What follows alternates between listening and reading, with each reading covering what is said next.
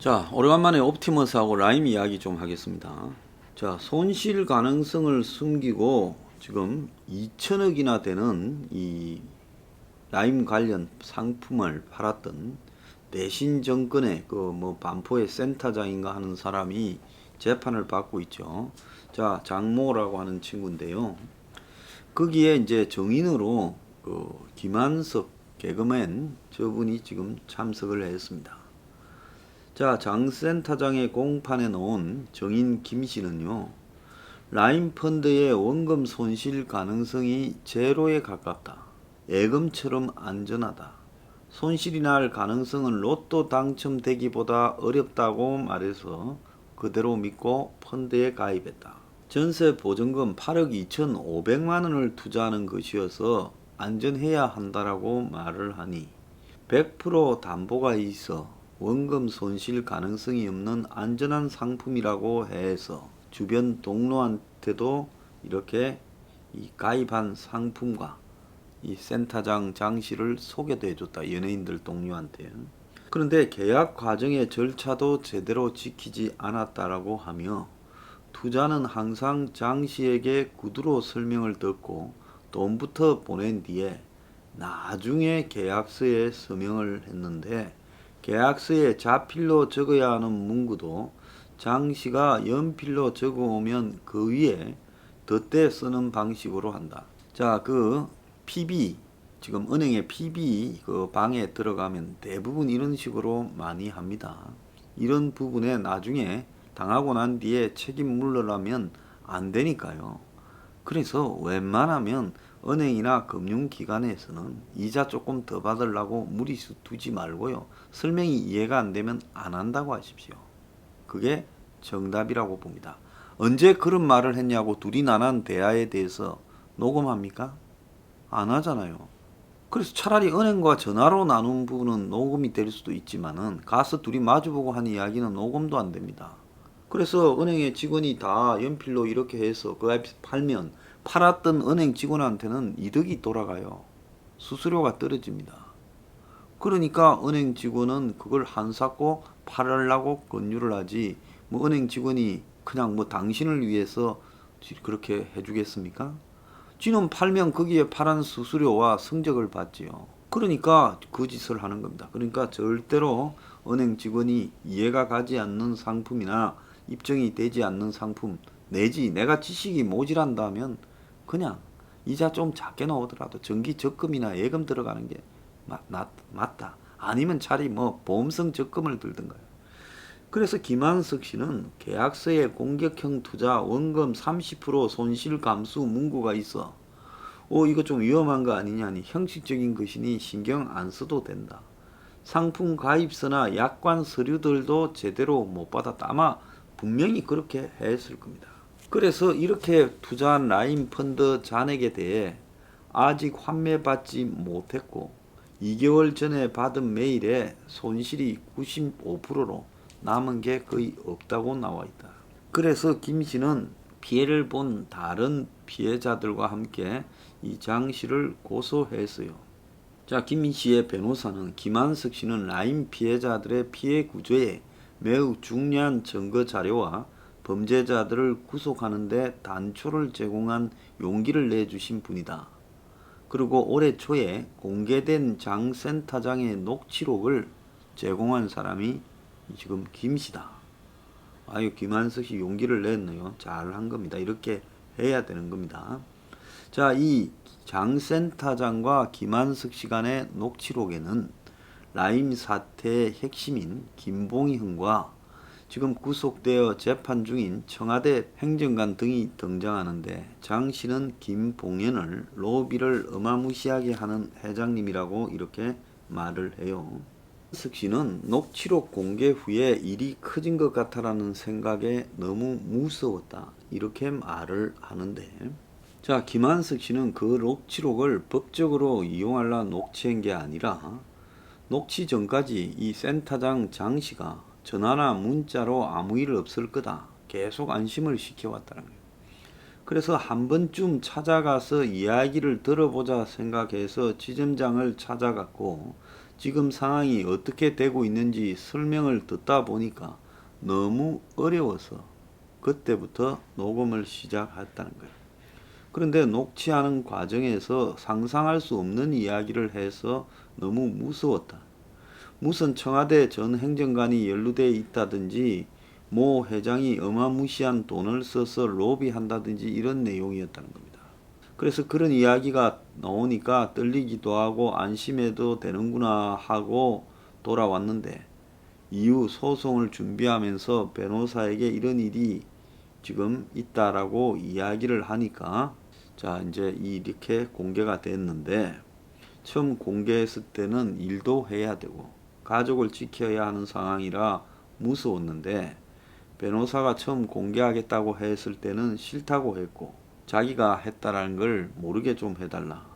근데 녹취록이 공개된 것 외에 다른 이야기들도 좀 있다면서 지금 무서워서 다른 이야기를 안 하고 싶은 심정이다. 이렇게 말을 했습니다.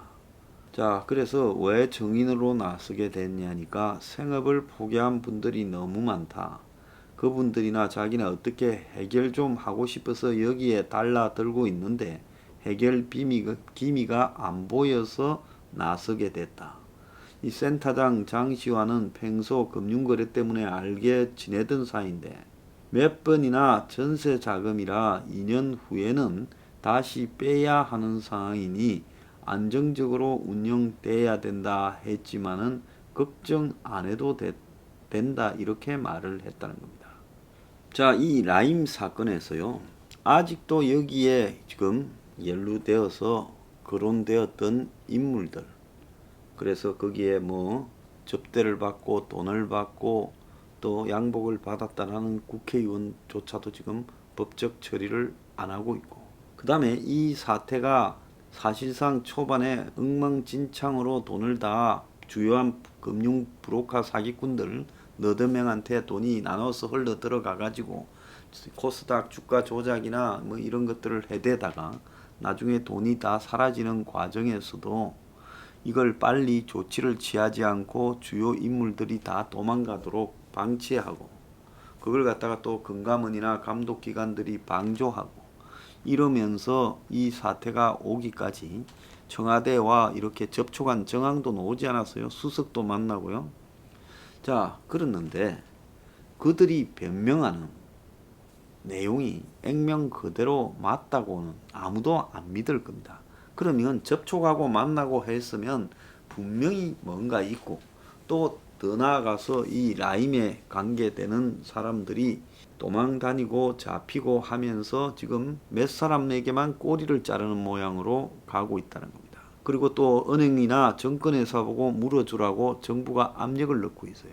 그 속에서 정말로 이자들과 어울려서 돈을 나눠먹고 빼돌린 정치적 인물들은 다 사라져 버렸다는 겁니다.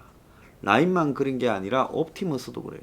옵티머스에 이헌재 앞세우고 최동욱이 앞에 서 있고 그리고 양호 앞에 서 있고 그러면서 이제 이 실세들이 청와대하고 연관을 가지고 했다라는 것은 거기에 윤 변호사의 부인 그 이진아 변호사가 국정원 뭐 농촌공사 심지어 그 돈까지 복지 비용까지도 투자시켜서 날려먹었잖아요. 그러고는 또 그게 문제가 될 시점에 청와대 민정실의 행정관으로 들어갔다. 그러니까 라임의 청와대가 연결되고 이 옵티머스의 청와대가 연결되고 정치인이 거론되는 게 그게 우연이 아니라는 겁니다. 근데 철저하게 지금 드러난 애들 꼬리 몇 명 자르고 진짜 중요한 놈들은 다 도망가 버리고 그리고 정치인들은 부르지도 않고 청와대도 위에는 부르지도 않으면서 지금 옵티머스에서도 임종석과 관련된 학맥이 있는 사람들이 줄줄이 등장하고 있지 않습니까? 그리고 이헌재와 관련된 최동욱 관련 이런 부분들도 다 조사가 돼야 되죠. 그런데 하나도 조사가 되지 않습니다. 어제 국회에서요. 정세균과 지금 유이동 국민의동당의 의원 간에 지금 이혁진이를 왜 못 잡나 이 부분에 대해서 공방이 있었어요. 자, 그런데 정세균 총리가 이혁진이 드러난 죄가 없고 총리 관할이 아니다라고 대답을 했습니다. 이혁진이한테 떠넘기고 그렇게 했지만은 제가 봐도 이혁진 씨가 뭐 다른 뭐 의혹이나 이런 부분에서 해명해야 될 게 있는지 모르겠지만은 적어도 옵티머스에 돈이 터진 거 5,151억입니까? 그거하고 이혁진이하고는 관계가 없어요. 그런데 초창기에 정권이 이 사태가 생기니까 이혁진이 쪽으로 언론 보도를 집중을 시켰잖아요. 거기에 빠져나간 사람이 누굽니까? 이헌재, 최동욱이, 양호, 그리고 임종석 이런 사람들이잖아요. 자, 그래 놓고는 그쪽에 싹 방향을 돌려놓고는 이제 와가지고 드러난 죄가 없다. 그러면 그때 방향을 막 돌려가지고 이혁진을 뭐 난리를 쳤는데 저도 처음에 거기에 쏘을 뻔했죠. 그래서 이혁진 씨하고 우연히 통화가 됐는데 통화를 해보니까 적어도 옵티머스의 사고가 난 부분 갖고는 이혁진은 아무 관계가 없다라는 겁니다. 그래서 저는 이게 이혁진 씨야말로 지금 사고의 방향을 끌고 가는 일종의 맥거핀 미끼 역할을 하고 있구나 생각을 한 거죠. 자, 그래서 2년째 미국에 도피하고 있는 이혁진을 왜 안 잡냐 하니 드러난 죄가 없어 잡을 수가 없고 총리 관할도 아니다. 범죄 사실이 밝혀진 게 없다. 그래서 이혁진 씨는 2년 전에도 건감원이나 또 검찰에다가 이 사안에 대해서 옵티머스에 투자된 전파관리진흥원의 돈이라든지 이런 부분에 대해서 불법성이 있었다고 제보를 하고 고발을 하고 그렇게 한 사람이에요. 이 이혁진을 못 잡느냐고 하는 이 유이동 의원도 무지합니다. 이런 거야말로 정권이 던진 미끼에 노란한 똥당의 의원들의 수준을 보여주는 거죠. 왜 이혁진을 이야기합니까? 이헌재를 이야기하고 최동욱을 이야기하고 배우를 왜 안 잡느냐고 해야 되고 임종석이는 여기에 무슨 관련이 있느냐고 말을 해야죠. 그런데 이혁진을 물으니 아마 이혁진 씨가 자기가 한국에 귀국하겠다고 만약에 오면 오지 말라고 아마 공항에서 한국에 오지 말라고 방해할 거예요. 왜? 여기 와서 이혁진 씨가 그동안에 진정했던 거를 기자 인터뷰를 하고 돌아다니면 아마 정권이 초토화될 거예요. 그러니까 이혁진 씨가 지금 한국에 오기를 절대로 이 정권은 바라지 않는다는 겁니다. 그래서 이혁진의 범죄 사실을 알면서 검찰이 수사에 나서지 않느냐. 2017년에 옵티머스가 처음 접수됐고 2018년에 공론화됐는데 1년 동안 뭉개고 수사를 덮었다는데 그 1년 동안 뭉개고 수사를 덮은 거는 이 옵티머스 사건에 관련되는 본질이 아니라 그 당시에 옵티머스의 권력을 두고 이혁진의 지도부 집행부와 그걸 쫓아내려고 하는 양호와 김재현의 싸움에 비롯된 고소 고발 사건이었죠. 자, 그래서 김재현은 구속했으면서도 이혁진은 신병 확보도 못하고 있는데 이제 와서 전수조사를 한다는 것도 결국 정권과 관련이 있는 옵티머스를 보호하기 위한 것 아니냐. 지금 이렇게 묻고 있습니다. 공당이 이혁진에 대해서 총리 앞에 물으려면 이혁진이 임종석과 무슨 관계가 있느냐라는 증거를 확보해서 그래서 임종석과 이혁진의 관계를 물어야 되겠지요. 단 거기에는 둘이 친하다고 죄를 물을 수는 없어요. 둘이 친해서 벌어진 혐의가 뭐냐라고 물어야 되는데 2017년 9월 달에 이미 이혁진이 제거되어졌다라는 것은 정권이 바뀌고 난 뒤에 이제 좀 해먹으려고 좀 폼 잡는데 이혁진이는 불편해. 얘는 드러내. 그리고 어이 후배, 동국대 후배, 네가 와서 해.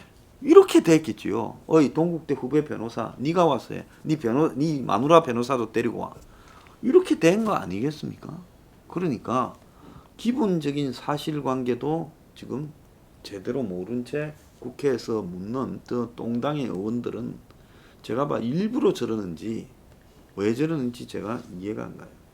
자, 이 라임 사태의 행정관이 오늘 이 지금 1심에서 4년형을 선고받았습니다. 자, 얘한테 다 그냥 떠넘긴 거죠. 김봉현이한테 금품 향응 3,600만 원 받았다고 4년 때렸어요. 벌금 5천만 원요. 그러면 이거 뭡니까? 유재수는 40년을 좀 받아야 되는 거 아닙니까? 그러니까 꼬리를 잘라버리는 깃털에 불과한 자는 4년이고 몸통에 불과한 자는 끝까지 지금 보호해 주잖아요. 그런데 이걸 당분간 오래 막아야 되는지 이례적으로 검찰이 징역 4년 벌금 5천만 원 구형했는데 법원이 그대로 적용해서 이것도 좀 이례적이라고 보입니다.